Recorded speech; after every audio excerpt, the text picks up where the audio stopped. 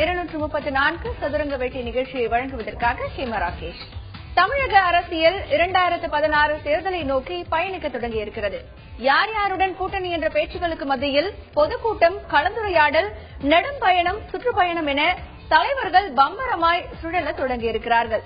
2016 தேர்தலை கருத்தில் கொண்டு கட்சி தாவல் அரங்கேறும் அதே வேளையில் ஆளுங்கட்சியின் நடவடிக்கைகள், தொகுதி மக்களின் எதிர்பார்ப்புகள் என அனைத்தையும் ஒருங்கே ஒரு புள்ளியில் குவிக்கும் முயற்சிதான் இந்த 234 சதுரங்க வேட்டை.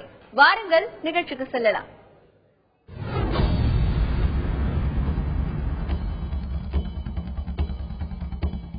அடிப்படை வசதியா இருக்கக்கூடிய ஒரு லெட்டின் இல்ல, ஒரு பாத்திரம் இல்ல. அதற்கான முயற்சி தொடர்ந்து நாங்கள் முன்வைத்து வருகின்றோம். அதிமுக ஸ்டைலே அதுதான் என்பது அனைவரும் அறிந்த ஒன்றுதான். அது 110 விதியில் அறிவிச்சாலும் வேலை நடக்காத மாதிரி ஒரு திட்டம் கூட நிறைவேறல. இந்த 4 வருடங்களில் நாம் ஒரு 50% உயர்ந்திருக்கிறோம். அது தேவையான நேரங்களை கிடைக்கிறதில்ல. அவர்கள் கொடுத்த வாக்குறுதியான மக்கள் உள்ள தெருவுல இருந்தே ஏற மாதிரியே இருக்கு.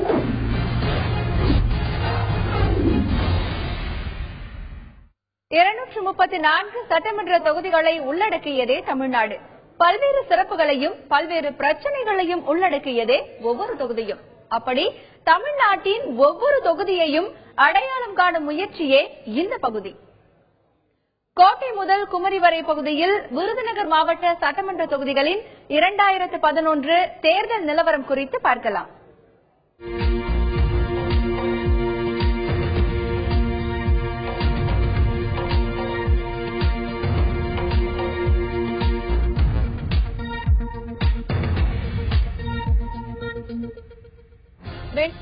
ராஜபாளையம் சட்டமன்ற தொகுதியில் திமுகவின் தங்கபாண்டியனை எதிர்த்து போட்டியிட்ட அதிமுகவின் கோபால்சாமி 21,432 வாக்குகள் வித்தியாசத்தில் வெற்றி பெற்றார். ஸ்ரீவில்லிபுத்தூர் தொகுதியில் திமுகவின் துரையை எதிர்த்து போட்டியிட்ட இந்திய கம்யூனிஸ்ட் கட்சியின் பொன்னுபாண்டி 6,228 வாக்குகள் வித்தியாசத்தில் வெற்றி பெற்றார். சாத்தூர் தொகுதியில் திமுகவின் கடற்கரை ராஜை எதிர்த்து போட்டியிட்ட அதிமுகவின் உதயகுமார் 29,345 வாக்குகள் வித்தியாசத்தில் வெற்றியை தனதாக்கினார். சிவகாசி தொகுதியில் திமுகவின் வனராஜாவை எதிர்த்து போட்டியிட்ட அதிமுகவின் ராஜேந்திர பாலாஜி 35,654 வாக்குகள் வித்தியாசத்தில் வெற்றி பெற்றார். விருதுநகர் தொகுதியில் காங்கிரஸ் கட்சியின் ஆம்ஸ்ட்ராங் நவீனை எதிர்த்து போட்டியிட்ட தேமுதிகவின் பாண்டியராஜன் 21,438 வாக்குகள் வித்தியாசத்தில் வெற்றி பெற்றார். அருப்புக்கோட்டை தொகுதியில் திமுகவின் ராமச்சந்திரனை அதிமுகவின் வைகை செல்வன் 10,638 வாக்குகள் வித்தியாசத்தில் வீழ்த்தினார். திருச்சுள்ளி தொகுதியில் அதிமுகவின் இசக்கிமுத்துவை எதிர்த்து போட்டியிட்ட திமுகவின் தங்கம் தென்னரசு 19,952 வாக்குகள் வித்தியாசத்தில் வெற்றியை தன்வசமாக்கினார். கடந்த சட்டமன்ற தேர்தலில் பல்வேறு வாக்குறுதிகளை கொடுத்துதான் ஆட்சி கட்டிலில் அமர்ந்தது அதிமுக. அப்படி சொன்ன வாக்குறுதிகளில் என்னவெல்லாம் நிறைவேற்றப்பட்டிருக்கிறது, எதுவெல்லாம் நிறைவேற்றப்படாமல் இருக்கிறது என்பது குறித்து இப்போது பார்க்கலாம். சொன்னதும் செய்ததும் பகுதியில் ராஜபாளையம் எம்எல்ஏவின் தொகுதி நிதி பயன்பாடு இது உங்கள் பார்வைக்கு.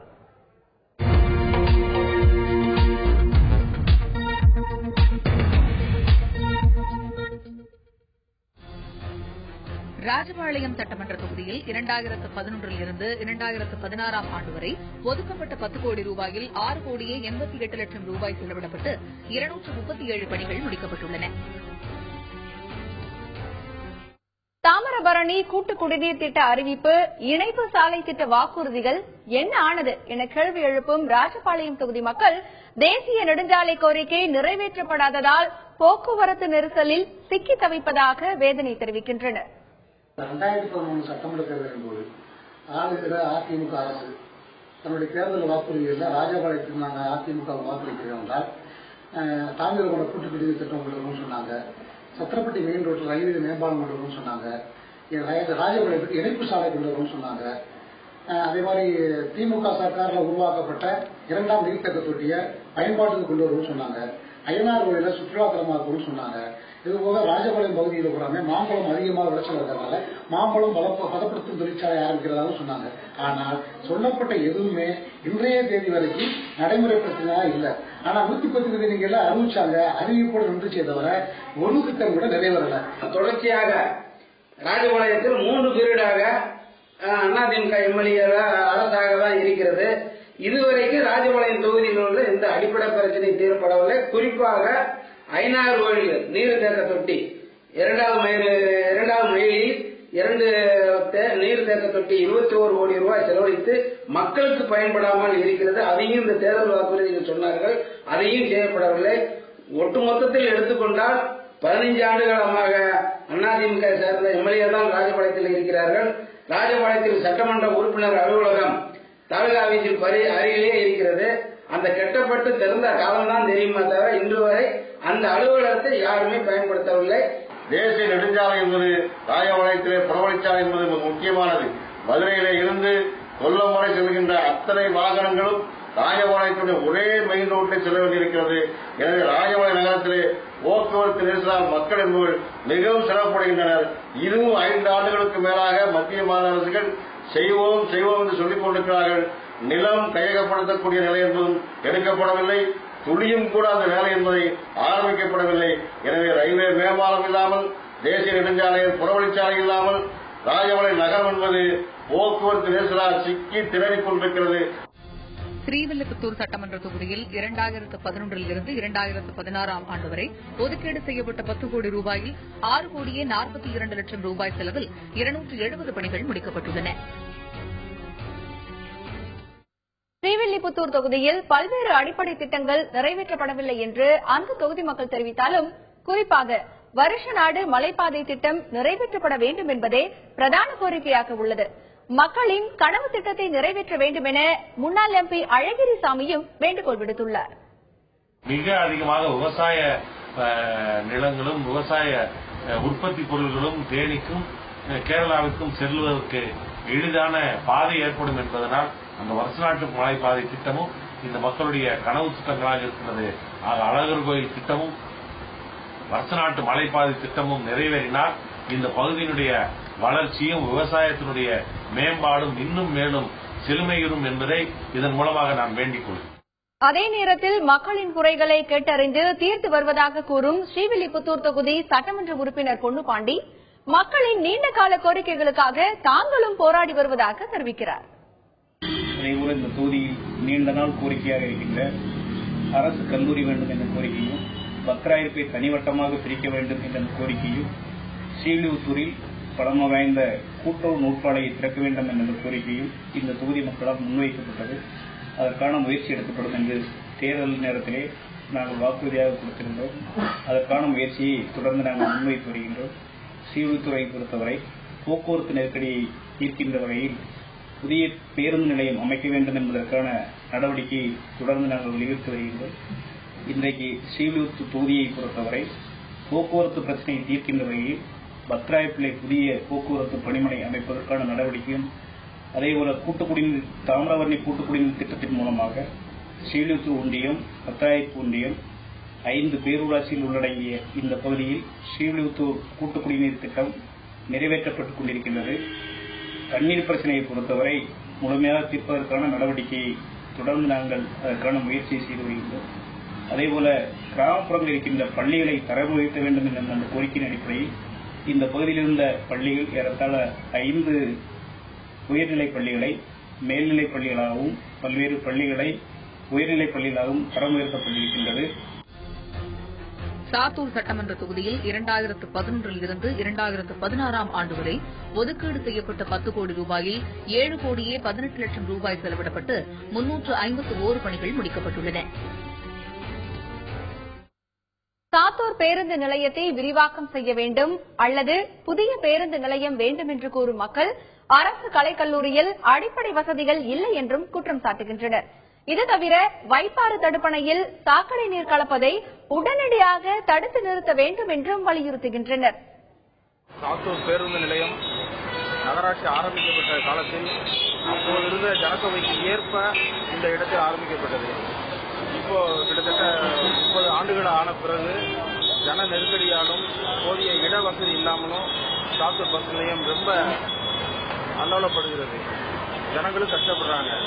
அதனால இந்த 2 அரசுகளிடமே மக்கள் இந்த புதிய பேருந்து நிலையம் கட்டப்பட வேண்டும் என்ற கோரிக்கை வெகு நாட்களாக இருந்து வந்தது. இப்பொழுது 4 வருஷமாக இந்த புதிய நம்முடைய அமைச்சரும் புதிதாக பேருந்து நிலையம் கட்டித்தருவேன் என்று வாக்குறுதி கொடுத்தும் இதுவரைக்கும் எந்த முயற்சியும் எடுக்கப்படவில்லை. சாத்தூர்ல இருக்கக்கூடிய அரசு கலைக்கல்லூரியில அடிப்படை வசதியா இருக்கக்கூடிய ஒரு லெட்டின் இல்ல, ஒரு பாத்ரூம் இல்ல, தொடர்ந்து மாணவர்கள் சிரமத்துக்குள்ளாகிட்டு இருக்காங்க. இங்க யூரின் போறதுக்கு மட்டும்தான் இடம் இருக்கா, லெட்டின் போறதுக்கு இடம் இல்ல. இதை கண்டிச்சு நம்ம ஏகப்பட்ட போராட்டங்கள் நாம நடத்தி இருக்கிறோம். அதுக்கும் அரசு எந்த நடவடிக்கையும் எடுக்கல. அமைச்சர் இருக்கக்கூடிய இந்த தொகுதியில இப்படி ஒரு அரசு கலைக்கல்லூரி இருக்கு அப்படிங்கிறது தான். இதுவும் வாடகை கட்டடம்லாம் இயங்கிக்கிட்டு இருக்குது. சொந்த கட்டடம் மேட்டமலைக்கு அடுத்து இருக்கக்கூடிய பகுதியில 4 வருஷமா கட்டிக்கிட்டே இருக்காங்க. எந்த ஒரு மூவ்மெண்ட்டும் இம்ப்ரூவ்மெண்ட்டும் இல்லாம இப்ப இருக்கக்கூடிய சூழ்நிலை இருக்குது. அதுக்கப்புறம் பாத்தீங்கன்னா மாணவர்கள் விளையாடுறதுக்கான விளையாட்டு வசதி அப்படிங்கிறதுக்கு ஒரு கிரவுண்ட், சின்ன கிரவுண்டு கூட இல்ல. பொருட்கள் இருக்குதான், பொருளை கூட பயன்படுத்த முடியாத சூழ்நிலை தான் இப்போதைக்கு இருக்குது. அதுக்கடுத்து லைப்ரரியில போதுமான புத்தக வசதி இல்லாம ஒரு கல்லூரி இயங்கிக்கிட்டு இருக்குது. இதை கண்டிச்சு நம்ம பல கட்ட போராட்டங்கள் நடத்தியும் இப்போ வரைக்கும் எந்த ஸ்டெப்புமே அரசாங்கத்திலிருந்து எடுக்கலங்க அப்படிங்கிறது தான் ரொம்ப வருத்தத்துக்குள்ளான செய்தி. சாத்தூர் 4 வழிச்சாலையில படந்தால் விளக்குல மேம்பாலம் கட்டணும், மேம்பாலம் கட்ட சொல்லி பொதுமக்களும் மாற்றுக் கட்சிகள் இருந்து எல்லாரும் சம்பந்தமா மனு கொடுத்திருக்காங்க. அது சம்பந்தம் இன்னும் நடவடிக்கை எடுக்கல. போன திமுக ஆட்சியில OPS பன்னீர்செல்வம் சாத்தூர்ல ஆர்ப்பாட்டம் பண்ணாரு மேம்பாலம் கட்டணும்னு சொல்லி. அதுக்கப்புறம் அதிமுக ஆட்சிக்கு வந்துச்சு. அதுக்கப்புறம் உதயகுமார் மேம்பாலம் கட்டித்தர வாக்குறுதியும் கொடுத்தாரு. ஆனா மண் பரிசோதனை இப்ப சமீபத்தில் செஞ்சாங்க. ஆனா இன்னும் அந்த மேம்பாலம் கட்டுறதுக்கு ஒரு நடவடிக்கை எடுக்கல. அதை பத்தி ஒன்னும் தெரியல. சாத்தூர்ல 4.25 கோடி ரூபாயில எங்களுக்கு பைப்பார்ல செக் டேம் கொண்டு வந்தாங்க. அந்த செக் டேம் முறையா கட்டியிருக்கணும். 2 பக்கமும் அணை வச்சு கட்டியிருக்காங்க. அந்த 2 பக்கமும் அணையில பல ஓட்டைகள் இருக்குது, கேப்புகள் இருக்கு. இதனால ஒரு 4 ஏரியால இருந்து சாக்கடை கழிவு நீர் இந்த ஆத்துக்குள்ள அப்படியே சேர்ந்து செக் டேம்ல அப்படி சேர்ந்துருது. இது செக் டேம் கிடையாது, செப்டிக் டேங்க். சாத்தூரோட செப்டிக் டேங்க் இது முறையா 2 பக்கம் இருக்க கரை பக்கத்துல இருக்கிற ஓட்டைகளை அடைக்கணும். அடைச்சு அந்த கழிவு நீர் ஆற்றல கலக்காம இருக்கிறதுக்கு தனியா ஒரு வாதுகால் அமைத்து ஊருக்கு வெளியே கொண்டு போய் அதை சரியான முறையில விடணும்.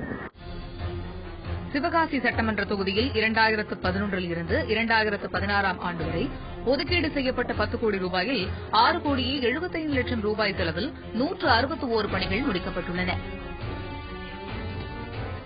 பட்டாசு உள்ளிட்ட 3 பிரதான தொழில்கள் நடைபெறும் தொகுதியில் உள்ள தங்களுக்கு சட்டமன்ற உறுப்பினரும் அமைச்சருமான ராஜேந்திர பாலாஜி எதையும் செய்யவில்லை என்கின்ற குற்றச்சாட்டு முன்வைக்கப்படுகிறது. திருத்தங்கல் ரயில்வே கேட் பகுதியில் பயணிகளுக்கு அடிப்படை வசதிகள் இல்லை என்றும் கூறுகின்றனர். இந்த சட்டமன்ற தொகுதி பட்டாசு தொழிலை சார்ந்த தீப்பெட்டி தொழில், பட்டாசு தீப்பெட்டி தொழில்களை சார்ந்த அச்சு தொழில், இந்த 3 தொழில்களும் நிறைந்த பகுதி. இந்த சட்டமன்ற தொகுதி போக இந்த சட்டமன்ற தொழில் நடக்கின்ற இந்த பகுதியில பல லட்சம் தொழிலாளர்களுக்கு வேலை கொடுக்கின்ற இந்த பகுதி. இந்த சட்டமன்ற தொகுதியில எம்எல்ஏவா வெற்றி பெற்றவர் தான் மந்திரி ராஜேந்திர பாலாஜி. அவர் மந்திரி ஆனப்போதவே இந்த சட்டமன்ற மக்கள் மிகவும் மகிழ்ச்சி அடைந்தார்கள். அவர் எம்எல்ஏவா வெற்றி பெறும்போது கொடுத்த வாக்குறுதியை விட மந்திரிங்கிற முறையில இந்த சட்டமன்ற தொகுதிக்கு அதிகமான விஷயங்கள் செய்து விடுவார், இந்த தொழில இருக்கின்ற நெருக்கடிகள் தீர்க்கப்பட்டுவிடும் அப்படின்னு நினைச்சாங்க. ஆனா 4.5 வருடத்திற்கு மேல ஆகிவிட்டது. அவர்கள் கொடுத்த வாக்குறுதியான அச்சுக்கு என்று தனி அச்சக பூங்கா நிறுவி விடுகிறோம் அப்படின்னு சொன்னாங்க, விரும்பல. பட்டாசுக்கு என்று ஒரு தொழில் பேட்டை, கூட்டுறவு தொழில் பேட்டை நிறுவி அரசு நிறுவனங்களை முழுவதையும் அவர்களவே வாங்க வைத்து விடுவோம் அப்படின்னு சொன்னாங்க. அது நடக்கல. தீப்பெட்டியை பொறுத்தளவுல ஆரம்ப கட்டத்திலே நலிவடைந்து கொண்டு இருந்துச்சு. அதனால தீப்பெட்டிக்கான அந்த விற்பனை வரியை குறைக்க வச்சு எப்படியாவது குடிசை தீப்பெட்டிக்கும் இந்த தீப்பெட்டிக்கும் அதை சமப்படுத்தி தீப்பெட்டி தொழிலையும் செல்வைப்படுத்துவோம் சொன்னாங்க. அதுவும் நடக்கல. திருத்தங்கல்ல பாத்தீங்கன்னா ஒரு ரயில்வே கேட் இருக்கு. அந்த ரயில்வே கேட் பாத்தீங்கன்னா காலையில மதியம் சாயந்தரம் ட்ரெயின் வரனால அதை க்ளோஸ் பண்ணா மதியமான நெருக்கடி ஏற்பட்டுருது. பயணமான கூட்டம் ஆயிருது. டயத்துக்கு யாரும் எங்கேயும் போக முடியல. அதோட இன்னொரு விஷயம் என்னன்னு கேட்டீங்கன்னா, பக்கத்துல ரயில்வே ஸ்டேஷன் இருக்கு. Railway station Thiruthangal Sivakasi 2 railway station இருக்கு. சிவகாசி சரிவர பஸ் வசதி இல்லை. எல்லாரும் பாத்தீங்கன்னா சிவகாசியிலும் சரி, அங்கிட்டு கிராமப்புற மக்களும் சரி, எங்க போனாலுமே திருத்தங்கல் ரயில்வே ஸ்டேஷன் தான் வர்றாங்க. அங்க வந்தீங்கன்னா அங்க பாத்தீங்கன்னா மேற்கூரை வசதி கிடையாது. வெயில் அடிச்சாலும் சரி, மழை வந்தாலும் சரி, ஒரு ஒதுங்க இடம் கிடையாது. அவங்க வசதி ஒரு அடிப்படை வசதி சுத்தமா இல்லை. இது வரைக்கும் பண்ணித்தரேன்னு சொல்லியிருக்காங்க, பண்ணித்தரல. அரசியல் ஆதாயத்திற்காக ரயில்வே மேம்பாலம் கட்டப்படவில்லை என்று புகார் கூறும் விருதுநகர் தொகுதி மக்கள் அடிக்கடி இடமாற்றம் செய்யப்படும் தொழிலாளர் நல வாரியத்தால் மிகுந்த இன்னல்களுக்கு ஆளாவதாகவும் கூறுகின்றனர். தேர்தல் வாக்குறுதியா நாங்க வந்தா உடனே மேம்பாலத்தை போட்டு கொடுப்போம்னு சொன்னாங்க. ஆனா 4 வருஷம் ஆச்சு, இப்போ வரைக்கும் ரயில்வே மேம்பாலம் கட்டப்படல. பல கர்ப்பிணி பெண்கள் 108 ஆம்புலன்ஸ் இதெல்லாம் நிக்கிறதுனால பல உயிரிழப்புகள் ஏற்படுது. கிழக்கு பகுதியும் மேற்கு பகுதியும் இணைக்கக்கூடிய ஒரு முக்கியமான மேம்பாலம் அரசியல் காரணங்களால அதை இப்போ வரைக்கும் செய்யாம இருக்கிறாங்க. இதனால பாதிக்கப்படுறது பொதுமக்கள் தான். ஒரு சில பேர் சுயநலத்துக்காக அதை செய்ய விடாம தடுத்துக்கிட்டு இருக்காங்க. இது அரசாங்கம் நினைச்சா செய்ய முடியும். அதே மாதிரி விருதுநகர் பக்கத்துல மிகப்பெரிய தொழில் பூங்கா அமைக்கப்படும்னு தமிழக முதலமைச்சர் ஜெயலலிதா அறிவிச்சாங்க. 110 விதிகளை அறிவிச்சாங்க. அது 110 விதிகளை அறிவிச்சாலே வேலை நடக்காத மாதிரி எந்த வேலையுமே இப்ப நடக்காம இருக்குது. விருதுநகர் மாவட்டத்தில் விருதுநகர் தொகுதி ரொம்ப பின்தங்கிய தொகுதியா தான் இருக்கு. மாவட்ட தலைநகருங்கிறதுக்குரிய எந்த இதுவுமே இங்க இல்ல. உதாரணமா சொல்லணும்னா மாவட்ட நீதிமன்றம் விருதுநகர்ல இல்லாம அது சில்லுவத்தூர்ல இருக்கு. அது மாதிரி ஒரு மாவட்ட கலெக்டர் இங்க இருக்காருன்னா அவர் கீழே எல்லா இதுவும் இருக்கணும். ஆனா இங்க தொழிலாளர் நல வாரியம் மாசம் ஒரு கட்டடத்தில் இயங்குற மாதிரி வாடகை கட்டத்தில் இயங்கி கொண்டு இருக்குது. அதனால அனைத்தையும் ஒருங்கிணைந்த வளாகத்துக்குள்ளே கொண்டு வரணுங்கிறது மக்களோட விருப்பம். அது மட்டும் இல்லாம விருதுநகர்ல 2 பேருந்துகள் சொல்லி புதிய பேருந்து பழைய பேருந்துன்னு வச்சுக்கிட்டு 2 பேருந்துமே இயங்காம இருக்கு. மக்கள் உள்ள தெருவுல இருந்தே ஏற மாதிரியே இருக்கு. அருப்புக்கோட்டை சட்டமன்ற தொகுதியில் 2011 இருந்து 2016 ஆண்டு வரை ஒதுக்கப்பட்ட 10 கோடி ரூபாயில் 6 கோடியே 78 லட்சம் ரூபாய் செலவில் 361 பணிகள் முடிக்கப்பட்டுள்ளன. நவீன தொழில்நுட்பத்தை பயன்படுத்த அரசு மானியம் வழங்க வேண்டும் என்று கூறும் சிறு விசைத்தறி தொழிலாளர்கள் அருப்புக்கோட்டையில் ஜவுளி பூங்கா அறிவிப்பு என்ன ஆனது என கேள்வி எழுப்புகின்றனர். இந்த தறியில பாக்குறீங்க, இந்த பார்டர் சேலையில் உள்ள பார்டர், இதை உருவாக்குறதுக்கும் இந்த முந்தியில உள்ள டிசைன் உருவாக்குறதுக்கும் இந்த அட்டை தான் காரணமா இருக்கு. இந்த அட்டையும் ஜக்காரும் நாங்க ரெடி பண்ணணும்னு சொன்னா ஒரு தறிக்கு 20,000 ஆகுது. இந்த 20,000 ஒரே ஒரு டிசைனை தான் உருவாக்க முடியும். அதே நேரத்தில் இப்போ கம்ப்யூட்டர்ல இருந்து ஜக்கார்டு வந்துருச்சு. கம்ப்யூட்டர் ஜக்கார்டை நாங்க பயன்படுத்தினா ஒரே ஜக்கார்ட்ல ஒரு சின்ன மெமரி கார்டு போட்டா ஒரு 1000 டிசைன் வரையிலும் நாங்க உருவாக்க முடியும். ஒரு சேலைக்கு ஒரு டிசைனை நாங்க உருவாக்க முடியும். சேலைக்கு ஒரு முந்திய ஒரு நல்ல நவீன முறையில உருவாக்க முடியும். விசைத்தறி நலவாரியம் வேணும்னு போன கவர்மெண்ட் கேட்டிருந்தோம். அதை திமுக கவர்மெண்ட் செஞ்சு கொடுத்திருந்தாங்க. நலவாரியம் அமைக்கப்பட்டது. ஆனா அந்த நலவாரியம் இப்ப உள்ள கவர்மெண்ட் அதை முடக்கிட்டாங்க. இந்த 5 வருஷ காலத்துல எந்த ஒரு நிகழ்ச்சியும் நடக்கல. அப்படி நலவாரியம் எங்களுக்கு அமைச்சு கொடுத்திருந்தா அவங்கள நலவாரியம் மூலமா எங்க குழந்தைகள் மேல் படிப்பு படிக்கிறதுக்கு ஒரு நிதி உதவி கிடைச்சிருக்கும். உறுப்பினர்கள் இறந்தால் 5 லட்சம் வேணும்னு கோரிக்கை வச்சிருந்தோம். அதையும் நிறைவேறி இருக்கும். அருப்புக்கோட்டை சட்டமன்றம் பெரும்பான்மையாக நெசவாளர் வாழக்கூடிய பகுதி. இந்த நெசவாளர்களுக்கு முக்கியத்துவமாக அமைக்கக்கூடிய ஜவுளி பூங்கா இதுவரை அமைக்கப்படவில்லை. 2வது பெரும் பிரச்சனையாக இருக்கக்கூடிய இந்த சாயப்பட்டறை தொழில்கள் இன்னைக்கு வரைக்கும் 45 சாயப்பட்டறை தொழில்கள் இருக்கு. அதற்கு நிரந்தரமான தீர்வு கிடையாது. அதை சுத்திகரிச்சு ஒழுங்கான முறையில் கழிவுகளை கொண்டு போய் முறையா சேர்க்கல. 2வது பார்த்தீங்கன்னா சுகாதார சீர்கேடு. தமிழகத்திலேயே கடந்த ஆண்டு டெங்குனால அதிகம் பாதிக்கப்பட்டது அருப்புக்கோட்டை. முதல்ல ஆரம்பிச்சது கூட டெங்கு தான். ஆனா அந்த அளவுக்கு உயிரிழப்பு ஏற்பட்டவங்க நடவடிக்கை இருக்கே ஒழிய இன்றைக்கு முன்னெச்சரிக்கை நடவடிக்கை டெங்குக்காக எந்த விதமான நடவடிக்கையும் எடுக்கப்படவில்லை. கொசு தொல்லைகள் அதிகமாக இருக்கிறது. இந்த பகுதியில் நெசவாளர்களுக்கு நூல் விலையை குறைப்பேன்னு சொல்லி வாக்குறுதி கொடுத்தார். ஆனா இந்த காலத்துல நெசவாளர்களுக்கு நூல் விலை என்பது அதிகரிக்கத்தான் செஞ்சிருக்கே தவிர குறைந்ததாக சரித்திரம் இல்லை. அதை குறைப்பதற்கான எந்த முயற்சியும் சட்டமன்ற உறுப்பினர் இவர் ஒரு துரும்பை கூட எடுத்து போடலாங்கிறதா கண்கூடாக பார்க்க முடிஞ்சதுங்கிறதா. இந்த விசைத்தறி மக்களுக்கு ஒரு ஜவுளி பூங்கா என்பது அமைக்கப்பட்டு அதன் மூலமாக கொள்முதல் செய்யப்படும். இன்னைக்கு வரைக்கும் ஜவுளி பூங்கா என்பது அது ஏதோ ஒரு கனவு திட்டம் மாதிரி தான் இருக்கே தவிர அது நடைமுறைக்கு வரக்கூடிய விஷயமாக அல்லது சட்டமன்றத்தில் இது சம்பந்தமாக அவர் பேசியதாக செய்தி கூட கிடையாது. அது மட்டுமல்ல, இந்த பகுதியில் அருப்புக்கோட்டை கல்வி மாவட்டம் என்பது கல்வியினுடைய ஒரு முக்கியமான இடம். அதனுடைய தலைமை இடமா இருந்துகிட்டு இருக்குது. கல்வி மாவட்டத்தினுடைய தலைமை இடமாக அருப்புக்கோட்டை இருந்துட்டு அதிகமான அளவிற்கு தனியார் கல்லூரிகளும் எல்லாம் இருக்குது.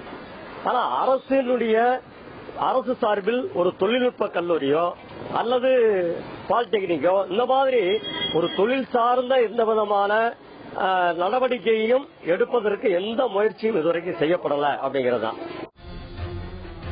திருச்சுழி சட்டமன்ற தொகுதியில் 2011 இருந்து 2016 ஆண்டு வரை ஒதுக்கீடு செய்யப்பட்ட 10 கோடி ரூபாயில் 7 கோடியே 68 லட்சம் ரூபாய் செலவில் 255 பணிகள் முடிக்கப்பட்டுள்ளன. குண்டாறு தெற்காறு ஆகிய இரண்டையும் இணைத்தாலே தங்கள் பகுதி வளம் பெறும் என்று கூறும் திருச்சுழி தொகுதி மக்கள் விவசாயிகள் தொடர்ந்து புறக்கணிக்கப்படுவதாக வேதனை தெரிவிக்கின்றனர். விவசாயிகளுக்கு விதைகள் கிடைக்க அரசு வழிவகை செய்ய வேண்டும் என்று அவர்கள் வேண்டுகோள் விடுக்கின்றனர். மேலும் அரசு மருத்துவமனையையும் மக்கள் குறை கூறுகின்றனர். விவசாயத்தை நம்பி இருக்கிற இந்த பூமியில வளம் ஏற்படணும்னா அரசாங்கம் நினைச்சா ஏற்படுத்த முடியும்.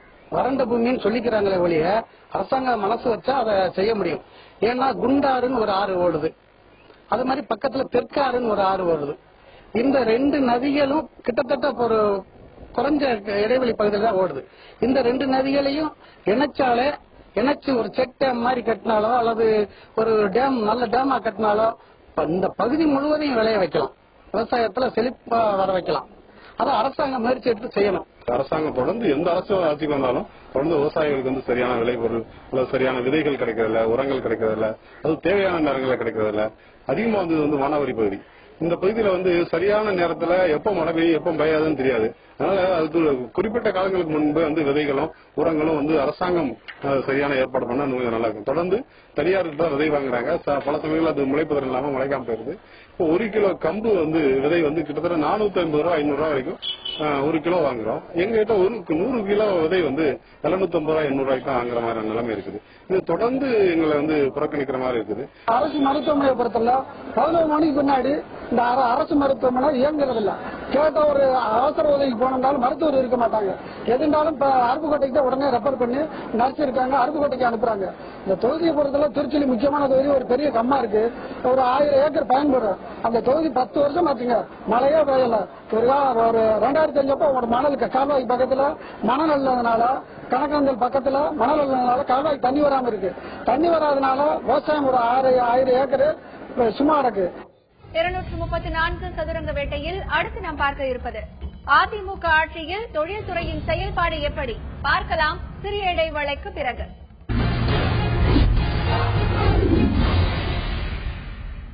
தற்போது நாம் பார்க்க இருப்பது துறைமுகம் பகுதி.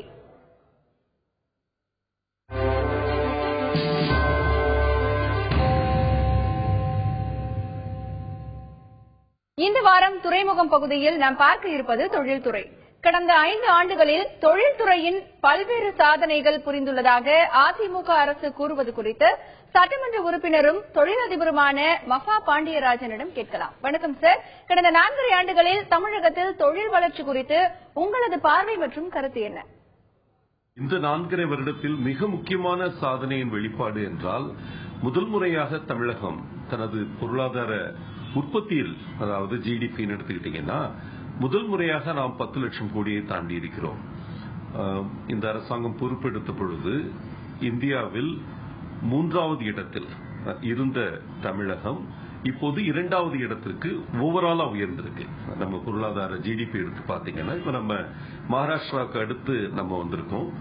இத தனிநபர் வருமானம் என்று பார்த்தால் இன்று வந்து 1,28,000 ரூபாய் ஒரு மனிதனுக்கு ஒரு வருடத்திற்கு வருமானம் என்ற அளவில் வந்திருக்கு. இது வந்து இந்த 4.5 வருடங்களில் நாம் வந்து ஒரு 50% உயர்ந்திருக்கிறோம். இது வந்து மிகப்பெரிய சாதனைன்னு தான் எல்லாரும் சொல்றாங்க. குறிப்பாக ஐடி துறையில் தமிழகத்தின் வளர்ச்சி எந்த நிலையில் உள்ளது? இன்னைக்கு பெங்களூரை வந்து ஒரு சிலிக்கன் வேலி ஆஃப் இந்தியான்னு சொன்னா கூட அதற்கு அடுத்து தமிழகம் தான் இன்னைக்கு அதிக அளவில் ஐடி எனேபிள் சர்வீசஸ் துறையில முத்திரை வைத்துக் கொண்டிருக்கிறோம். ஆனா பெங்களூர்ல இல்லாத இங்க நல்ல விஷயம் என்னன்னா, நம்மோட தொழில்கள் வந்து இன்னும் சென்னையை சார்ந்து மட்டுமே இல்லை. இன்னைக்கு டைடல் பார்க் எடுத்துக்கிட்டீங்கன்னா கோயம்புத்தூர்ல 100% ஃபில் ஆயிருச்சு. இப்போ வந்து அந்த டைடல் பார்க் மாடல் வந்து இப்ப எல்கோசெஸ்னு ஆனதுக்கு அப்புறம் எல்கோசெஸ் பல இடங்களையும் பரவி இன்னைக்கு திருநெல்வேலியில கூட இன்னைக்கு ஓரளவுக்கு நிறுவனங்கள் செல்ல துவங்கி இருக்கின்றன. அது மிக உன்னதமான விஷயம் நினைக்கிறேன். உலக முதலீட்டாளர்கள் மாநாட்டின் மூலம் 2,42,120 கோடி ரூபாய் முதலீட்டை ஈர்த்திருப்பதாக அரசு கூறுவது குறித்தும், இதில் பல பேருக்கு வேலைவாய்ப்பு கிடைக்கும் என கூறப்படுவது பற்றியும் உங்களுடைய கருத்து என்ன? தமிழக அரசாங்கத்துடைய இந்த முதலீட்டாளர் மாநாடு, அகில உலக முதலீட்டாளர் மாநாடு முதல் முறை நடத்தி அதுல 2 லட்சத்துக்கு மேல யாருமே வாங்கினதில்லை. இதுவரைக்கும் 8வது மாநிலம் நம்ம இந்த ஜிம் நடத்துறதுல. ஆனா இதுவரைக்கும் முதல்ல பண்ணவங்க யாருமே 1 லட்சம் கோடியை கூட தாண்டது கிடையாது. நம்ம 2,42,120 கோடின்றது மிகப்பெரிய சாதனை. இது முதலீட்டு உறுதி தான். ஆனா இந்த முதலீட்டு உறுதியில கூட இவங்க 98 MOU சைன் பண்ணி இருக்கிறதுல 88 MOUல தான் உங்களுக்கு இந்த 4,70,065 பேருக்கு வேலை வாய்ப்புன்னு வந்திருக்கு. நான் மற்ற 10 MOUக்களையும் சேர்த்து இதுல பாத்தீங்கன்னா குறைந்தபட்சம் இதுல கிடைக்கக்கூடிய வேலை வாய்ப்பு 6 லட்சத்தை தாண்டும்ன்றது எல்லாருடைய நம்பிக்கை. தென் தமிழகத்தில் அதிக முதலீடுகள் செய்யப்படுவதும் குறிப்பாக சோலார் மின் உற்பத்திக்கான முதலீடு அதிக வேலை வாய்ப்பை பெற்று தருமா? என்னை பொறுத்த வரைக்கும் தென் தமிழகத்துக்கு இந்த அளவுக்கு ஒரு எதிர்பார்ப்பு எனக்கு கூட அந்த அளவுக்கு நம்பிக்கை இல்லை. ஆனா அந்த அளவுக்கு வந்திருந்தது. ஆல்மோஸ்ட் 50% தென் தமிழகத்துல அந்த 10 மாவட்டங்கள்ல சென்றடைய போகுதுன்றது உன்னதமான விஷயம். அதுலயும் குறிப்பா மரபுசாரா எரிசக்தி சோலார் எனர்ஜியை பொறுத்த வரைக்கும் மோர் தென் 60% அவங்க கொடுத்திருக்கிற டேட்டா பாத்தீங்கன்னா தென் தமிழகத்துல தான் வரப்போகுது. இப்போவே உங்களுக்கு தெரியும் 5 மெகாவாட் பிளான்ட்லாம் நிறைய போட ஆரம்பிச்சாங்க. என் தொகுதியிலே கூட 2 5 மெகாவாட் பிளான்ட் கமிஷன் ஆயிடுச்சு சோலார் பொறுத்த வரைக்கும். அந்த சோலார் பெல்ட்னு சொல்ற அந்த 6 மாவட்டங்கள்லயும் மிகப்பெரிய அளவுல முதலீடுகள் செல்ல போகின்றன. ஆனா சோலார் பொறுத்த வரைக்கும் அந்த இன்வெஸ்ட்மெண்ட்டுக்கு தக்கன வேலை வாய்ப்பு இருக்காது. ஏன்னா அதுல கேபிட்டல் இன்டென்சிவ் முதலீடு அதிகமா இருக்கக்கூடிய விஷயம். அதனாலதான் இன்னைக்கு எதிர்கட்சிகளோட சொல்லிட்டு இருக்காங்க 2 கோடிக்கு ஒரு வேலை வாய்ப்பு அப்படின்னு சொல்லி கிண்டல் அடிக்கிறாங்க. ஆனா அது நீங்க பார்க்க வேண்டியது என்னன்னா இந்த 2 கோடிக்கு ஒரு வேலை வாய்ப்புல வரக்கூடிய அந்த 33,000 கோடி எத்தனை மெகாவாட் பவர் நீங்க உருவாக்கணும்னு பார்க்கணும். அத்தனை மெகாவாட் பவர் உருவாக்குறப்ப அதை நம்பி வரக்கூடிய தொழில்கள் எத்தனைன்னு பார்க்கணும். புரிந்துணர்வு ஒப்பந்தங்கள் போடப்பட்டும் கடைசி நேரத்தில் அவற்றில் பல மீண்டும் பெறப்படுவது பற்றி உங்களுடைய கருத்து என்ன? என்னை பொறுத்த வரைக்கும் இப்ப ஒரு குளோபல் இன்வெஸ்டர்ஸ் மீட் குஜராத் நடத்தினாங்கன்னா அதுல அவங்க 1 லட்சம் கோடி அறிவிப்பு வந்ததுன்னா ஒரு 20-25% மேல கன்வெர்ட் ஆகி வர்றதில்லை. இது நிஜம். தமிழகத்தை பொறுத்த வரைக்கும் இவங்க இந்த அப்ரோச் அவங்க எடுத்ததுல அந்த கன்வர்ஷன் ரேஷியோ மிக அதிகமா இருக்க வாய்ப்பு இருக்குன்னு நினைக்கிறேன். ஏன்னா இப்ப ஐடி துறை எடுத்துக்கிட்டீங்கன்னா அது 10,000 கோடி பிளஸ் சொல்றது கண்டிப்பா வந்துடும். அதுல எதுவுமே அன்சர்டன்டி கிடையாது. இந்த எனர்ஜி துறையை பொறுத்த வரைக்கும் எரிசக்தி துறையை பொறுத்த வரைக்கும் அந்த பினான்சியல் ஃபண்ட் ரேசிங்ல என்விரான்மெண்டல் கிளியரன்சஸ்ல சட்ட சிக்கல்கள்ல மாட்டி சில ப்ராஜெக்ட்ஸ் வராம போகலாம்.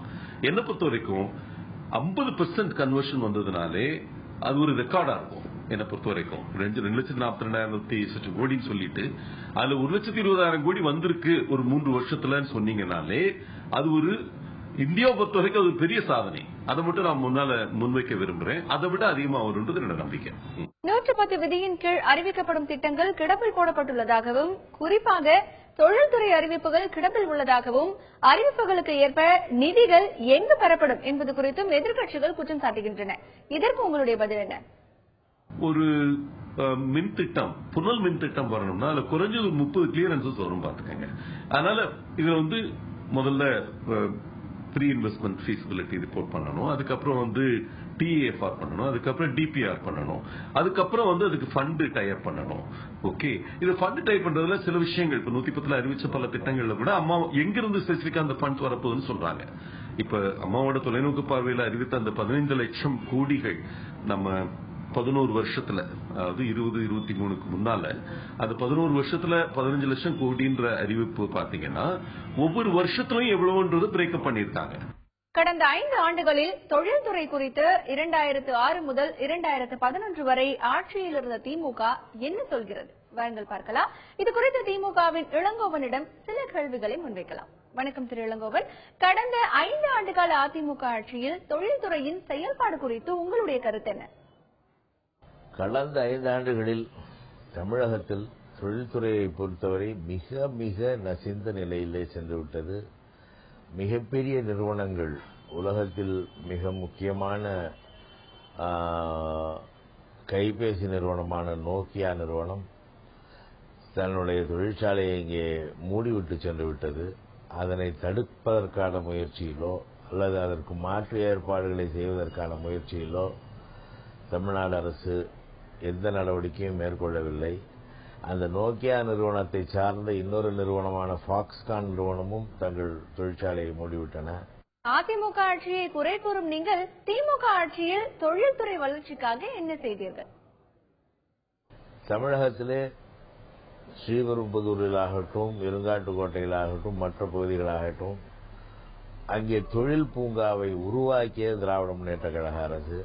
பல தொழிற்சாலைகள் இங்கே வந்திருக்கின்றன. ஒரு காலத்தில் ஹுண்டாய், ஃபோர்டு போன்ற தொழிற்சாலைகள் வரும்பொழுது இந்தியா அளவிலே அனைத்து பத்திரிகைகளுமே இந்தியாவின் டெட்ராய்ட் தமிழ்நாடு என்று எழுதக்கூடிய அளவுக்கு தொழிற்சாலைகள் அதிகமாக வந்தன. அதற்கான அடிப்படை கட்டமைப்புகளை திமுக அரசு உருவாக்கி தந்த காரணத்தினாலே தொழிற்சாலைகள் வந்திருக்கின்றன.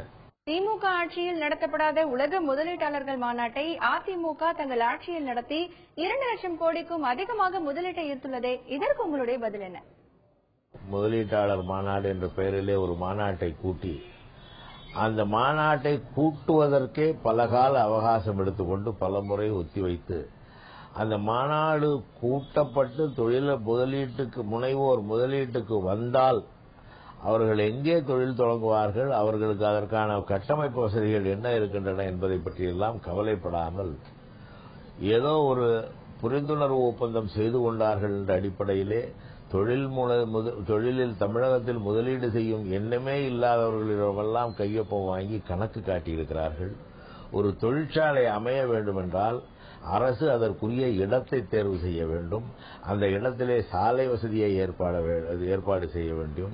எந்த ஏற்பாட்டையும் செய்யாமல் உள்கட்டமைப்பு வசதிகளை அல்லது அடிப்படை கட்டமைப்பு மேம்பாடுகளை செய்யாமல் நாங்களும் ஒப்பந்தம் செய்து கொண்டோம், எங்களிடமும் தொழில் முனைவோர் வருவார்கள் என்று சொல்லி அந்த கணக்கு 2,40,000 கோடி என்பது யார் சொன்னார்கள், யார் எவ்வளவு முதலீடு செய்வார்கள், எந்த நிறுவனம் எவ்வளவு முதலீடு செய்ய தயாராக இருக்கிறது என்பதையெல்லாம் பற்றி சொல்லாமல் ஒட்டுமொத்தமாக ஒரு கணக்கை சொல்லியிருக்கிறார்கள். பல கோடி ரூபாய் முதலீடுகள் செய்யப்பட்டு தொழிற்சாலைகள் தொடங்கினால் அதற்கு மிகவும் இன்றியமையாதது மின்சாரம். அதற்கான வழிவகை செய்யப்பட்டிருக்கிறதா? இவர்களுடைய காலத்திலே இதுவரை ஒரே ஒரு மெகாவாட் மின்சாரம் கூட உற்பத்தி செய்வதற்கான எந்த நடவடிக்கையும் மேற்கொள்ளவில்லை. பல தொழிற்சாலைகள் மூடப்பட்டிருக்கின்றன, தொழில்துறை மின் தேவை குறைந்து போயிருக்கிறது என்ற காரணத்தினாலே தான் வீட்டுக்கான மின்சாரத்தை இவர்களாலே ஓரளவுக்கு வழங்க முடிகிறது. வளர்ச்சிக்கேற்ற மின் உற்பத்தியை இவர்கள் செய்யவில்லை. 2012ஆம் ஆண்டிலே முதலமைச்சர் ஜெயலலிதா சட்டப்பேரவையிலே ஒரு அறிவிப்பை செய்தார். உடன்குடியிலே 1600 மெகாவாட் மின்சாரத்தை BHEL நிறுவன ஒப்பந்தத்தை ரத்து செய்துவிட்டு தமிழ்நாடு அரசே தொடங்கி நாங்களே முதலீட்டு செய்து அந்த மின் உற்பத்தி திட்டத்தை தொடங்குவோம் என்று சட்டமன்றத்திலே அழுத்தம் திருத்தமாக ஆணித்தரமாக வேகமாக சொன்னார். அந்த உடன்குடியிலே தமிழ்நாடு அரசு 2012 பிப்ரவரி மாதம் சொன்னதிலிருந்து இன்று வரை ஒரே ஒரு செங்கல்லை எடுத்து கூட நடவில்லை. தொழில்துறை அமைச்சர் தங்கமணியின் செயல்பாடு குறித்து உங்களுடைய கருத்து என்ன? தொழிலமைச்சர் தங்கமணி என்ன செய்தார் என்ற கேள்வி விந்தையாக இருக்கிறது. தொழிலமைச்சர் தங்கமணிக்கு என்ன நடக்கிறது என்று தெரிந்திருக்குமா என்பதே நமக்கு தெரியாது. முதலமைச்சர் நேரடியாக அதிகாரிகளின் மூலமாக இந்த ஏற்பாட்டை செய்திருப்பதாகத்தான் தகவல்கள் வருகின்றன. தங்கமணிக்கு தெரிந்திருந்தால் தங்கமணி இந்த தொழிற்சாலை இந்த அளவுக்கு முதலீடு செய்யும் என்று சொல்லியிருக்கிறார். இறுதியாக ஒரு கேள்வி, திமுக ஆட்சியில் தொழில்துறை வளர்ச்சி, அதிமுக ஆட்சியில் தொழில்துறை வளர்ச்சி, உங்களது ஒப்பீடு என்ன? திமுக ஆட்சி காலத்தில் தொழில் வளர்ச்சி 13% இருந்தது, இப்பொழுது 3% இருக்கிறது. இதைத்தான் இது நான் கொடுக்கிற புள்ளி விவரம் இல்லை, அரசாங்கம் கொடுக்கிற புள்ளி விவரத்திலிருந்தே இந்த ஒப்பீட்டை பார்த்துக் கொள்ளுங்க. இதுதான் ஒப்பீடு. கடந்த ஒரு வாரத்தில் தமிழக அரசியலில் பல விஷயங்கள் நடந்துள்ள நிலையில் இது எதிர்கால அரசியலில் எத்தகைய மாற்றங்களை ஏற்படுத்தும் என்பது குறித்து அரசியல் விமர்சகர் என்ன சொல்கிறார் என்பதை பார்க்கலாம்.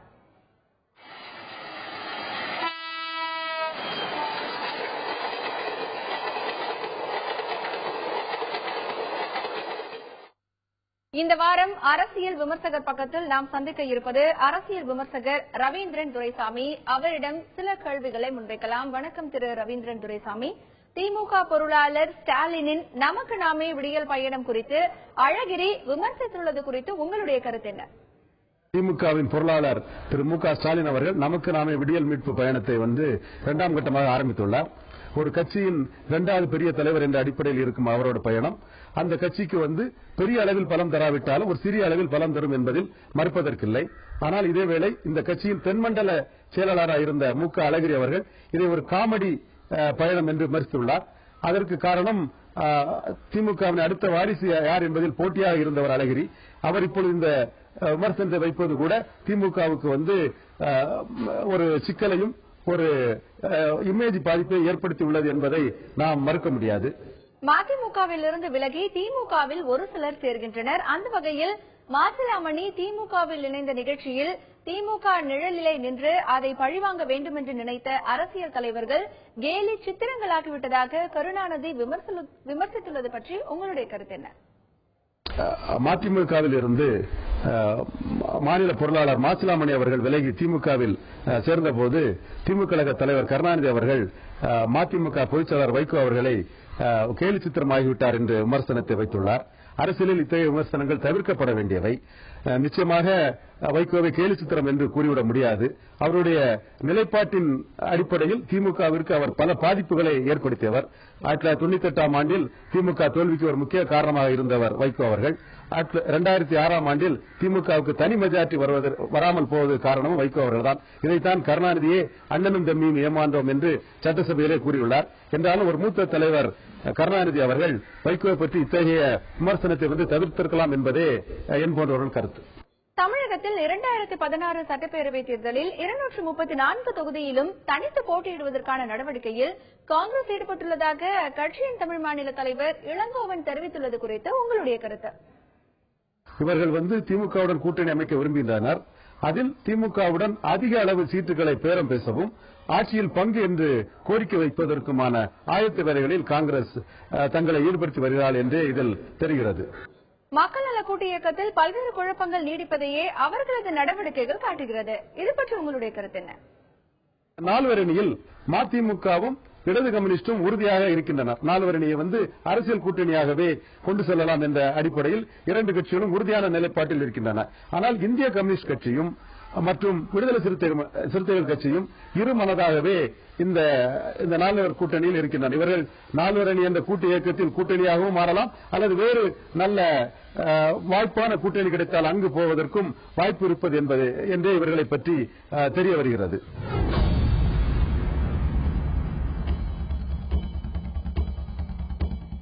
அடிப்படை வசதியா இருக்கக்கூடிய ஒரு லெட்டின் இல்ல, ஒரு பாத்திரம் இல்ல. அதற்கான முயற்சியை தொடர்ந்து நாங்கள் முன்வைத்து வருகின்றோம். அதிமுகவின் ஸ்டைலே அதுதான் என்பது அனைவரும் அறிந்த ஒன்றுதான். அது 110 விதியில் அறிவிச்சாலே வேலை நடக்காத மாதிரி இந்த 4.5 வருடங்களில் நாம் ஒரு 50% உயர்ந்திருக்கிறோம். அது தேவையான நேரங்களில் கிடைக்கிறதில்ல. அவர்கள் கொடுத்த வாக்குறுதியான மக்கள் உள்ள தெருவுல இருந்தே ஏற மாதிரியே இருக்கு.